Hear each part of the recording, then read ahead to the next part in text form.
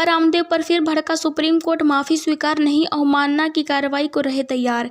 नमस्कार, सुबह सवेरा news channel में आप सभी का स्वागत है। सुबह सवेरा न्यूज चैनल पे आप सब नए हैं तो लाइक और सब्सक्राइब करना नहीं भूले। समाचार विस्तार से।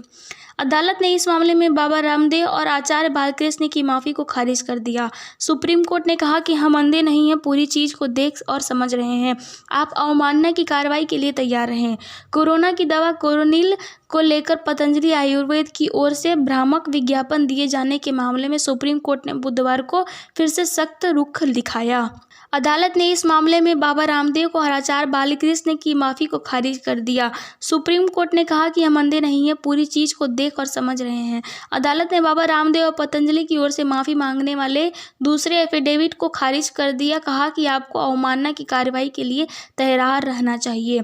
अदालत ने कहा कि हम आपकी बात को से सहमत नहीं हैं, हम इस माफी को खारिज करते हैं। इस पर सीनियर अधिवक्ता मुकुल रोहतगी ने बाबा रामदेव और पतंजलि के पक्ष रखते हुए कहा कि हमें 10 दिन का वक्त दीजिए, फिर अगली सुनवाई में बात करते हैं।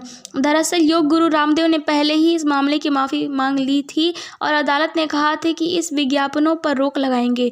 इसके बाद भी ये विज्ञापन जारी है, जिस पर अदालत ने सख्त रुख अपना लिया है।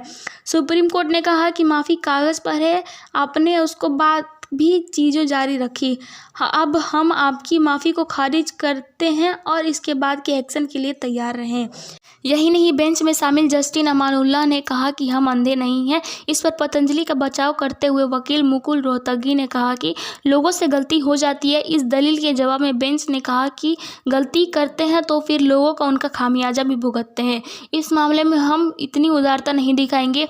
वहीं अदालती कार्रवाई शुरू होती ही बाबा रामदेव का बयान मुकुल रोहतगी ने पढ़ा और कहा कि वह बिना किसी शर्त के माफ़ी मांगते हैं। जस्टिस कोहली ने केंद्र सरकार पर भी सख्ती दिखाते हुए कहा कि अपने जानबूझकर इस मामले का पर्दा डाला और अवमानना करने वालों के साथ दिखे। कोर्ट ने कहा कि अपने अधिकारियों ने इस मामले में कुछ नहीं किया। बता दी कि केंद्र सरकार ने भी आज इस मामले के एफिडेविट दाखिल किया। सरकार ने कहा कि हमने इस भ्रामक विज्ञापनों को लेकर पहले पतंजलि आयुर्वेद को चेताया था और कहा था कि जब तक आयुष मिनिस्ट्री की ओर से कोरोनियल की जांच जारी है तब तक आगे ना बढ़े। यही नहीं, सरकार ने कहा कि हमने राज्य और केंद्र शासित प्रदेशों से कहा है कि वह इस मामले में एक्शन ले।